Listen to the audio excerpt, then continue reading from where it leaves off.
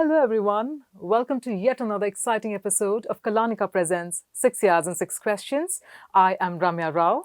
And I'm Kavya Chavli, and we are the co-founders of Kalaneca, the brand that celebrates sarees. And this episode is the episode of India's exclusive saree podcast, bringing to you some amazing saree crusaders who are celebrating sarees as well. So, on that note, I believe it's time to also introduce our guest for this episode, a dynamic personality that she is. Well, she's somebody who's been a broadcaster, and most importantly, she's somebody who loves the sarees and also shares some beautiful information about sarees through those beautiful Instagram posts. Absolutely. So, on that note, it's now time to weave a conversation with none other than Mrs. Vijayalaxmi Chhabra. So, ma'am, firstly, a warm welcome to you, and thank you so much for joining us on this podcast. So, how does it feel to? Well, I'm so happy to be here with you, Kavya and Ramya. It reminds me of my Doordarshan studios when I was very young and I was a broadcaster. Much later, I was behind the screen, but I loved that phase when I used to come on television when it was black and white.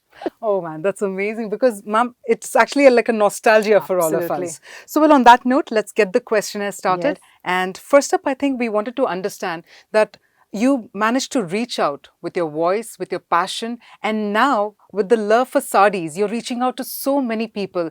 When did this love saga with the sarees begin? Well, this is very interesting to think about it as to when did I start wearing saris. I grew up in a small steel township called Bhilai, which is in Chhattisgarh now. Then it was in undivided Madhya Pradesh and Chhattisgarh. It was a very modern township.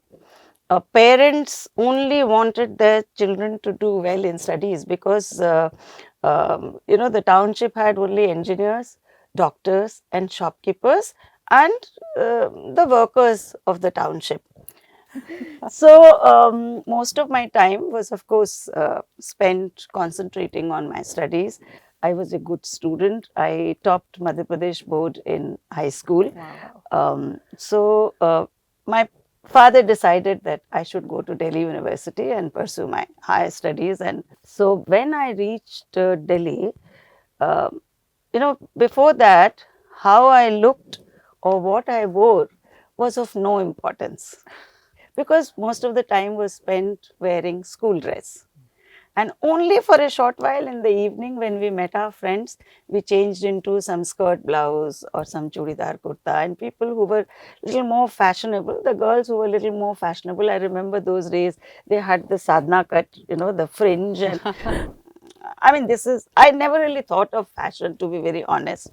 It was only studies till that point of time. And when I reached Delhi, it was 70s. Delhi was wild. I think Delhi that time was more fashionable than today. I don't think anyone can match the wildness of that era. Wow. It was the time of Beatles. Everyone would have posters of George Harrison inside their cupboard. Or you go to the university, you had Che Guevara's posters all over. Wow. It was a very different kind of time. The world was changing very fast. Though there was no television, there was only radio and newspaper. Yet people knew what was happening in the world. And my brother, to give you an example, within 6 months' time, he was in St. Stephen's College. My younger brother, he had this long hair. He wanted to probably look like George Harrison or somebody, and so that's how the environment in Delhi University was. And there I was in a chudidar kurta, absolutely out of place, and I was a hostel student. Everyone was too hip for my liking, and someone like me those days would be called a bahenji, to be very honest. And here I was a board topper, my school's head girl, and I was completely lost for first 3 months. First time I realized that your external looks were so important. Everything did not happen here. So that's when I noticed, I couldn't have suddenly changed over to those parallels and bell bottoms and look like Zinat Aman. But I noticed some of my seniors who were from Loreto, Calcutta. I was pretty inspired by them and their look. So After 3 months, when I went back for my first holidays, I borrowed 7 sarees from my mother and 7 unmatched blouses, because that's how she wore her saree.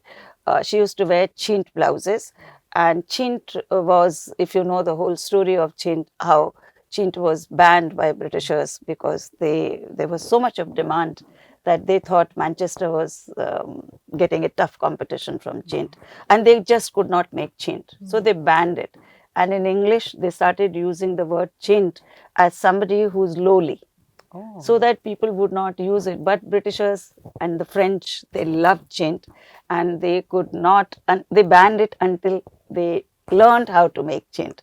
So people who were part of Swadeshi movement, they used to wear chint a lot as a protest, to the British government. It was women's way of protesting in a small little way. So they wore chintz and not the foreign, textile. So that's what I came back to Delhi, and I started wearing those unmatched sarees with blouse. And some of my seniors would drag me, hey, fresher, you couldn't find a matching blouse. So, but I had a friend, Kavita Chaudhary, if you've heard of her, who made Udan. Yes. Yeah. yes. Kavita would always come to me and said, I like the way you wear. She was very fashionable. Oh, wow. I wasn't fashionable at all, I must say. She would say, can I borrow your saree and blouse? And she would go for parties, wearing it and looking very hip. So then I thought, if she's looking like that, I must also be looking like that. I stuck to my unmatched blouses all my life. So I've been wearing it since 1971. Wow. So that's how my sari thing started, and I used to go for debates. Suddenly there was a change in perspective, people started complimenting me. People started saying, oh, you look very nice in your sari, your jura, your bindi. I'll come to the bindi story later. Yes. So suddenly, I was very confident. So why I love my sari so much? Because right from the beginning, it gave me confidence. Wow. It gave me back my confidence that I had in my school, and I never looked back. I did very well in my college. I wasn't some small town girl who did nothing. When I left my college, I was the best all-round student. I was the best debater of Delhi University. I had already started working in television, and people used to start copying the way I draped my sari on television, though it was merely black and white. You could make out, but people generally tried to wear the way I wore, those unmatched things. So it just stayed with me. And then I met my husband. He's a Punjabi. He liked me because what I looked very un-Punjabi. So he never let me really change. So, and now when my children are grown up, if I change anything about my saris or my bindi becomes smaller or anything, immediately my children point out, no, that's not you. So don't try to experiment. Oh. So imagine in 1970, if you see my pictures from 1970 till date, I look just the same. I have just grown older. That's all. So that's how my sari journey began. Wow. Lovely, lovely. Actually, we always say that a sari is a fabric of freedom. Yes. But I think with your story, it's so true that a sari is a fabric of confidence. Oh, yes. Which is what your story actually says. And also it came across like a masterclass. So much to learn already with your journey, how it began, and that's amazing. So, ma'am, I wanted to ask you one question, which is, the first sari or the first 7 saris that you picked were from your mom, and they were hand-woven saris, Yes. I'm guessing. So, do you think that did make a difference in the fact that you have chosen a hand-woven sari throughout and not a power loom sari? Because I think nowadays youngsters, especially young girls, farewell ke time pe, the first thing they do is sari pehante, either mom's sari, which is great, or they just go and pick a sari from outside, which may not be hand-woven sari. Do you think that because you picked those 7, it made a difference? Unconsciously, I started wearing handloom because my mother wore only handloom. As I said, that her family was involved with freedom movement, so they all wore khadi. And later she took to handloom. She used to wear tant. She used to wear Odisha sarees. Odisha sarees even then used to be expensive. Tant was very affordable. I remember 17 rupees, 18 rupees. The sari wala would come to our house and we'll sit in our living room, and the neighbors will also come, the aunties, and then they will, whenever I used to go during my summer vacation, this was a very done thing. without knowing that I am taking to handloom, I took those sarees and they got appreciated. And of course, slowly I started learning from my teachers also. It was a very, it was a very emancipated college. My college is the oldest women's college. Indraprastha College was set up by Annie Besant as her endeavor to educate women, because she used to say, much before we get freedom, we need to educate women, because one woman can change the lives of so many around her. So we were very proud student of that college. So our teachers were also highly qualified, and so most of them wore very good clothes. Wow. They were smart teachers. So after my mother, the influence came from my teachers, and I started wearing handloom. And by the time I left college, I was aware that, I'm wearing handloom and I should stick to it. How beautiful is that? Lovely. Ma'am, the fact that you mentioned that your mother has been an influence, and of course the teachers, but if I can ask you for two sari icons, maybe two names that you could probably share who you look up to when it comes to saris. Yes, I will tell you. Though, I've been influenced by many people, starting with my mother and some of my teachers. But one person, there are two people I'll tell you who I write about them also. After my college, I joined an organization I stayed back in Delhi because I had to write my civil services. And I joined an organization called Indian Council for Cultural Relations. This is the cultural wing of External Affairs Ministry. All the cultural delegation come through ICCR, and all the cultural delegations to other countries are sent by ICCR. So there was a lady called Mrs. Usha Malik. When I was sitting there for my interview in the lobby, this woman just walked up the stairs. I still tell her, she's quite old now. I tell her that I saw this woman wearing a plain tussar sari and walking up the stairs. She looked so beautiful to me. I said, I wish, she becomes my boss.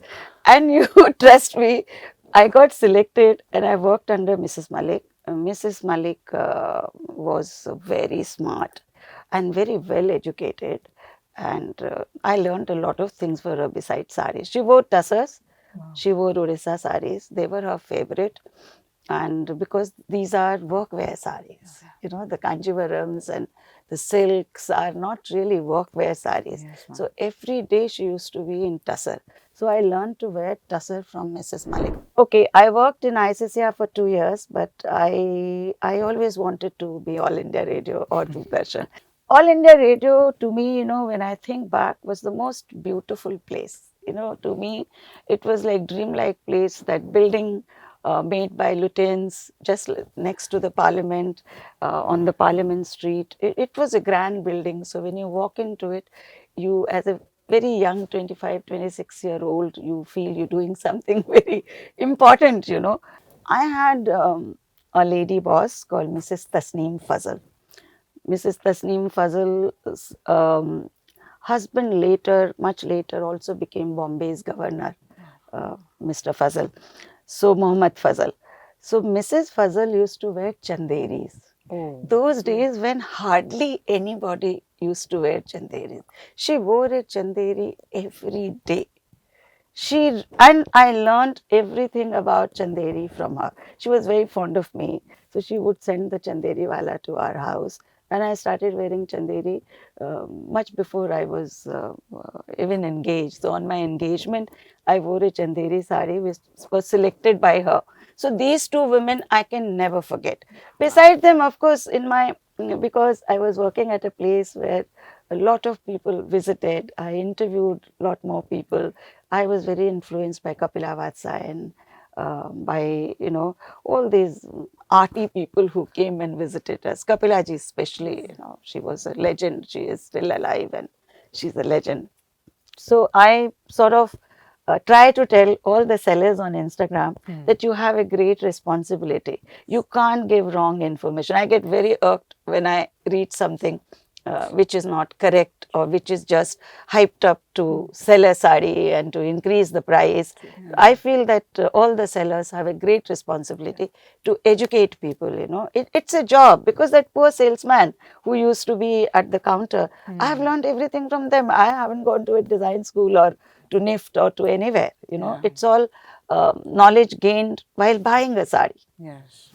So I think the idea is you're not just buying a fabric, but you're buying a lot of information, culture associated with legacy it, that and a it legacy leaves, that yeah. surrounds it. Yeah. So it's important to gather that information. So, ma'am, I wanted to know, what do you think has changed over the years? Like, I completely agree with you. 70s was the pioneer of fashion, Yes. and that's when you started wearing your saris. You continue wearing your saris even now. But what do you think has changed over the time when it comes to the approach towards a sari?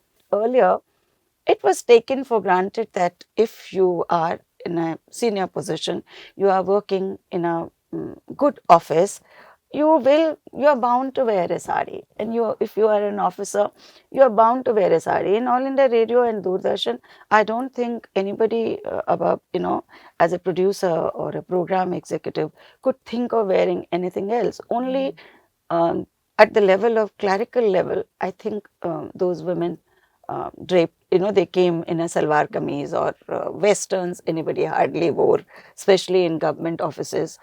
Even those days in banking sector, if you remember Naina Lal, Chanda Kuchar, all of them wore saris, and all our women politicians wore saris. So sari was power dressing. The business suit was never power dressing. At Very least in my time, business suit was never power dressing.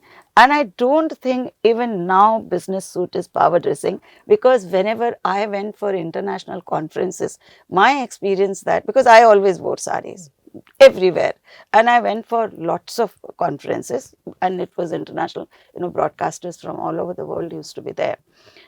One of my plus points in my presentation used to be my sari, wow. because in that entire room full of hundreds of people, I would stand out with my sari, and soon after, a session or something, people would be automatically drawn to me for what I am, of course, what I spoke, but also for my sari. Everybody will always ask me, oh, your dress is very nice, your dress is very nice. Wow. So I think sari still remains power dressing, but of course, people got influenced by global fashion, and I don't blame them at all. But I want sari to be alive, and I want children to keep wearing it, at least, the younger generation to take to it, because it's really not a big deal. It's not so cumbersome as people say. You are wearing it, and you know that, it's not really so true, ma'am. difficult to do things wearing a sari. And I think that's a beautiful takeaway when you said that it's sari that's actually the power dressing. So, ma'am, when we were talking about the way how times have changed, there would be certain stereotypes that people associate with the sari. Are there any particular stereotypes that you want to bust? Any kind of anything that you've come across that you really want to bust it right now, with regard to a sari? Well, not in our times. There wasn't any stereotype. Prime Minister wore sari, Indira Gandhi wore sari. So nobody could say that sari is worn by an unfashionable person. So those were different times. But yes, today, the young women feel if they wear Western clothes, they look more fashionable and smarter. Uh, I don't know how true that is. Only they will know only when they start wearing saris. I have some of my friends who work in banks and all. They are young girls. They have taken conscious decision to wear a sari to work. So these are changes which are happening slowly. But when I go out and I see no one's wearing sari, that's sad. The reality is Instagram or social media is a very small segment. It's a very, very small segment. People aren't wearing saris. The youngsters aren't wearing saris. When I go back to All India Radio or Doordarshan, I'm surprised even young officers are in salwar kameez or in Western clothes. It was unheard of, because we thought we couldn't command people, if you just walked into office. And even on a Sunday when I went to work, I couldn't go there with my salwar kameez. I thought my assistants would wonder who's walked into the office. So, that was the kind of feeling. But people now, the youngsters have given up on saris. I wonder how they will go back to it. True. I hope this movement really takes a large, it has a large canvas, and I hope it really spreads. Well, I am at an age group where I can afford to wear expensive sari. I have earned it. Yes, I yes. deserve it. But I consciously post my cheaper saris to encourage people, and we repeat sarees. Yes. We repeat sarees because the young girls should not think that you need, or to be on the Instagram, you need to wear a new saree every day. Absolutely. So So, that leads to Yeah, there's actually one question I wanted Yeah, to quickly plug in, yeah. because you had mentioned that you'll talk about the bindis a little later. Oh, yeah. So one thing which is a signature style that we have Yes. noticed is your bindi, and that is so consistent as well. Yeah, it is yeah. How did consistent, that yeah. story happen, ma'am? Okay, I'll tell you, when I was in college, maybe in first year, this film by Shyam Benegal came, Ankoor. Oh, And Shabana Azmi was wearing that, beautiful bindi. I was really impressed with that. And some of my friends also, I remember we went to Kamlanagar. There was a marketplace called Kamlanagar near the university. We went and we bought those Shingar bindis, and all of us tried. Some of my friends just gave up after some time, because it's like a ritual. You need concentration to put this powder bindi. You need to spend 2 minutes on yourself, and it is also difficult. It's an artist's job to make it round and to put it every day. So most of my friends actually gave up, but it stuck to me because it was appreciated so much. And the anecdote is, once I was in some exhibition, one of my cousin who had worked on developing the landscape of Bombay, he works with Shabana Azmi's Nivara Haq. So in that exhibition, Shabana was also there. So I was standing there seeing his maps, and somebody tapped me from the back. So Shabana was there, and she said, "Your entire ensemble is so beautiful that I had to come in." I was wearing an Odisha sari, so that I had to see who's the person. And I'm so happy to see you. And she said, "And I love your bindi." So I had to tell her, "Well, this is courtesy you." She says, "But I don't wear bindi." I said, "You've forgotten Ankoor." So, of course, later I interacted with her a lot when I was Director General of Doordarshan. Shabana and Javed, she did a lot of program for us. So I used to interact with her a lot. So she always used to talk about my bindi, and I always said, "Thank God you wore that bindi." So I started wearing. Absolutely. So this is my bindi story. It's a beautiful story. and I think every story, be it your sari story or bindi, everything has such a beautiful journey to it. Yeah, absolutely. So I'm actually keen to know one thing, that because of your work, you would have traveled to so many places, international, and of course, India. During your travel, would you go and then go and Yes. see the weaves? See, and most of my sarees, I keep, if somebody asks me, I keep telling them, don't get so het up about buying it from big shops. And if you travel, if you don't travel, then of course you have to depend on bigger stores. But if you travel, go to the local shops and buy them.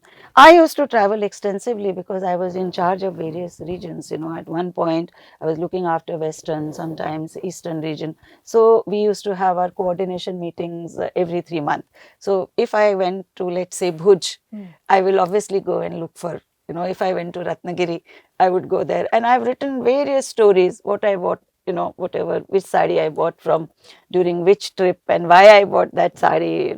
So most of my saris and all my saris are preserved since the time I started buying my saris. I don't give away my saris to anyone. I am a hoarder and I'm not ashamed of it. And in fact, I realize the value of them now because they become like treasure. I take greater care of them now since I realize that I have 56-year-old saris, 46-year-old saris, so I better take care of them. And each sari is preserved with me. Even if it was a 17 rupee sari or it is high-end sari, they are for me just like my children. You asked me a question. I just want to tell you that what has changed between then and now.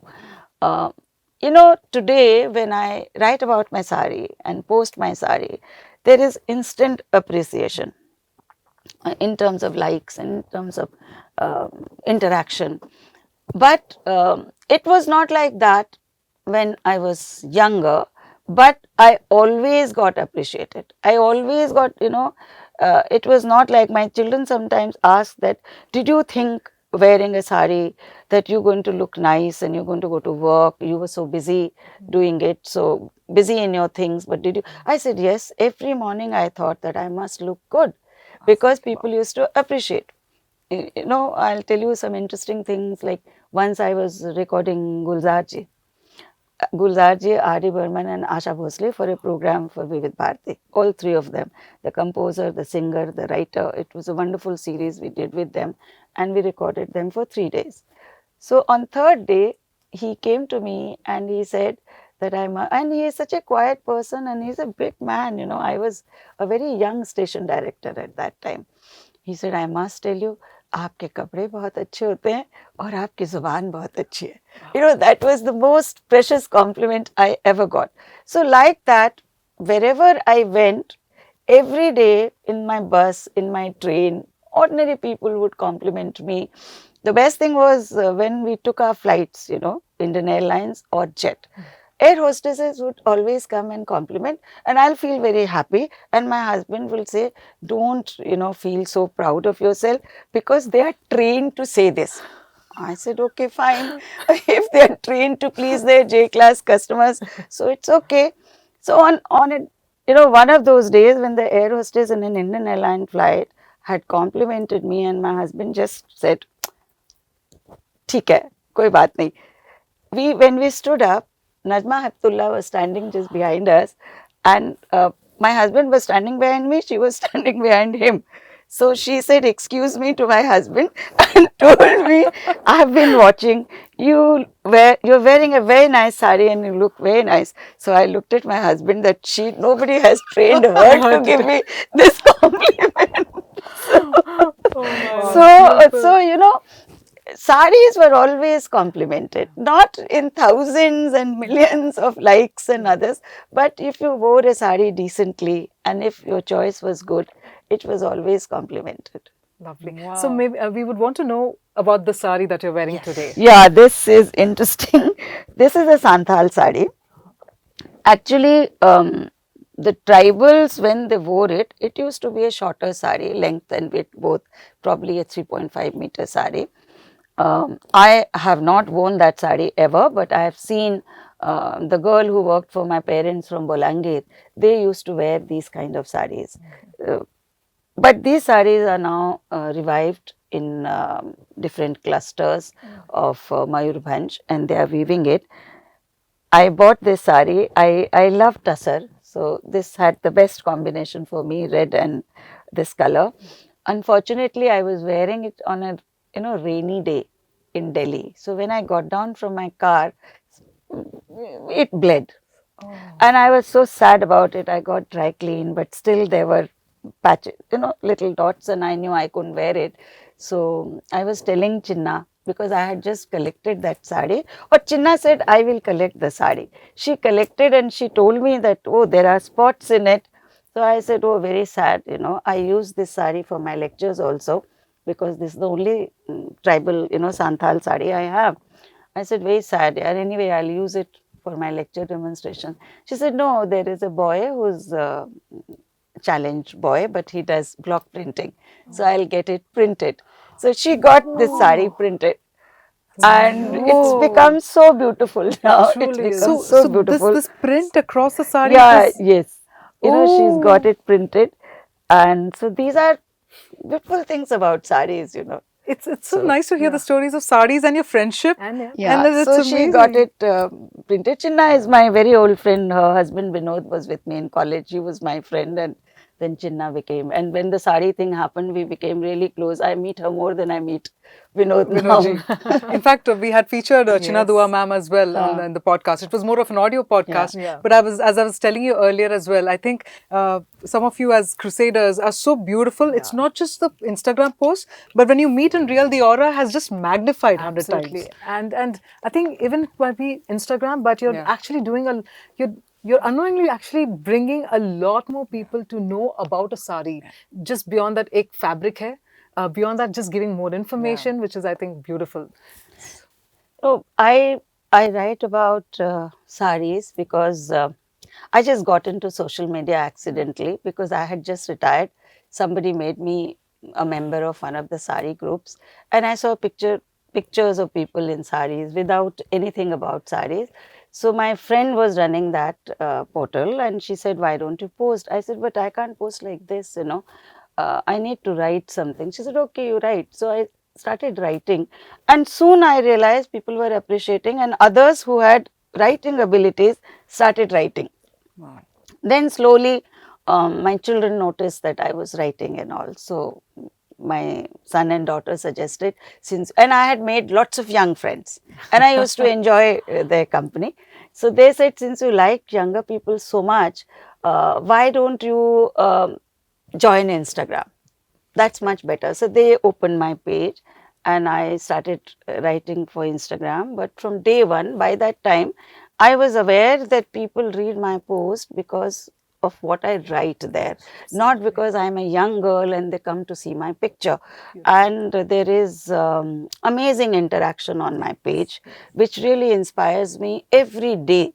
Because when you're writing, I used to think such a long post, who's going to read? But I just couldn't write a small thing like some people do it very beautifully. Some of my Instagram friends write very beautifully those 4 or 5 lines. But I couldn't do that. I didn't know that kind of writing. So when I write on my notes, every day it becomes so long. I have to edit it to bring it to those 2,200 words. And I used to say, who will read it? But anyway, I was writing, and people were initially, there used to be substantial interaction. So my son especially told me that you don't worry about it, look at the interaction on your page. And my son and my daughter keep a very strict sort of watch on my post. My daughter she's an art conservator. So she lives in London and now in Rotterdam. My son lives here in Bombay. So when I post my post every day, around in the morning I write my post. So around 10:30 when he's traveling, one phone call will come to me if there are some mistakes, some spelling errors from him. Then at 3:30 when she wakes up, she'll call me. Mama, usko correct kar lijiye. Then one day I said, but why are you people so bothered? She said, because all our friends follow you. So, we don't. So they keep also telling me that don't worry. You follow the path that you have taken. You share knowledge. There are stories in your life. They are inspirational. You should not compete with the younger people. You've made a place for yourself. You continue with this. So every day a post is a challenge for me because I know that I'm competing with myself only. Wow. And I Yes. have to write a post which has some takeaway, whether it is about life, whether it is about media, whether it is about saree, about weave, about relationships. There has to be something. Otherwise, I don't write. Yes. There are days when I don't feel like writing, I don't write. But it's like a discipline for me now. Yeah, so there's a purpose behind writing every post. every day. And I never wrote. I was a broadcaster. You are saying I have no notes. I could go on talking for hours without a script. I was taught not to fumble. I was taught not to repeat the words. And I really imbibed it. I could talk for hours without having reference material.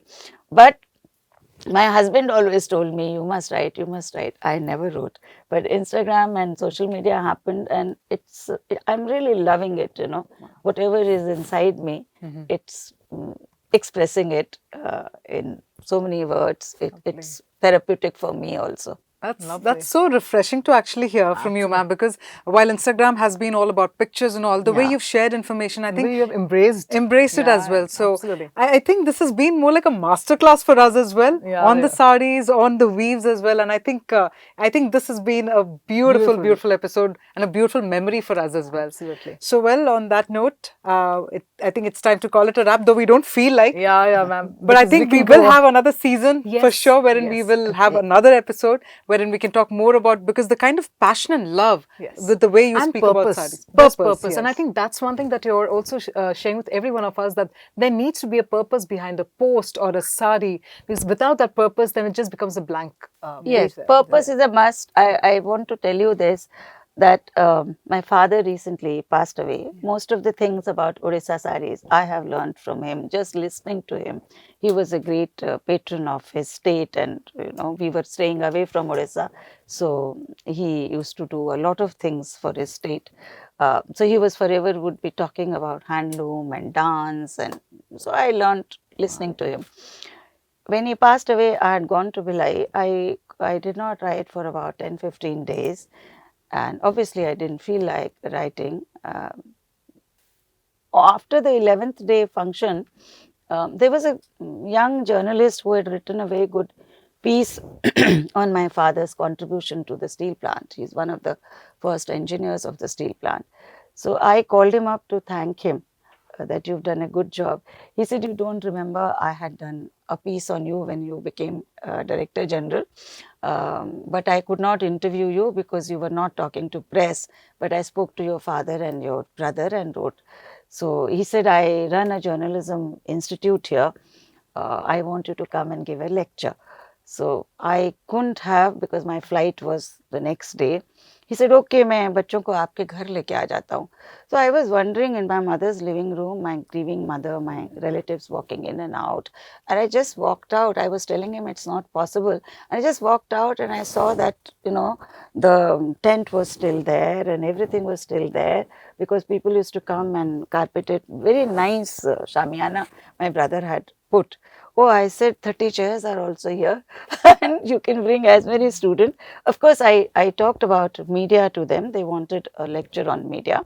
And I felt so good because my father so believed in sharing knowledge. I said, we did so many things, so many daan in last 10, 11 days, but this is the best thing that happened, He would have loved seeing me doing this for these children. I am also from this small city. And who knows, they could be heading big organizations someday. So I came back. I had not planned to write a post or anything. I had not even taken any pictures in my own iPhone. These young students started sending me pictures. And there were such nice pictures. And I had come back to Bombay that evening. So next day, I wrote a post as a comeback post that how this was my tribute to my father. That's when I thought that I better, this whole month I am going to repeat Saree for a march of repeat. One of my friend Gauri who's doing it. I said, since I'm going to repeat sarees, I might as well talk about Odisha weaves and at leisure so that whatever I know, I can share it with somebody. So someone told me, oh, you are writing away everything, people will steal. I said, so what? I'm sharing it, for people to learn. What will I do, keeping this information within myself? Information is to be shared. My mother used to say, knowledge shared is knowledge gained. Absolutely. All my notes I wrote, I used to give it to my friends. My children's notes I made used to, sometimes be passed on for next 3 years. So this is what I believed in. So Instagram for me is a medium of sharing whatever little I know. If it is knowledge, nothing like it. Nothing like it. In fact, there's a beautiful saying that what you do for yourself leaves with you when you leave the world. Yeah. What you do for the others remains immortal. Yeah, and I think the impact that you've actually made, I think that's also moved us so much with this episode. Absolutely. So it's been a beautiful conversation, and it's been a beautiful journey in itself. So thank you so much, ma'am, for joining Thank us. you so and thank you much. for making this episode super memorable for us as well. And we do hope that all of us get to reach out and probably share that love for sarees across. And we really... The pleasure has been ours, ma'am. Thank you so much. Thank you so much, ma'am. I again. thoroughly enjoyed talking to both of you. Thank you again, ma'am. Thank you. And so happy to see both young girls in sarees. Oh, yes, that's right. We're all weaving a conversation together with the sarees. Absolutely. So thank you so much again, Thank you, ma'am. ma'am. Thank you.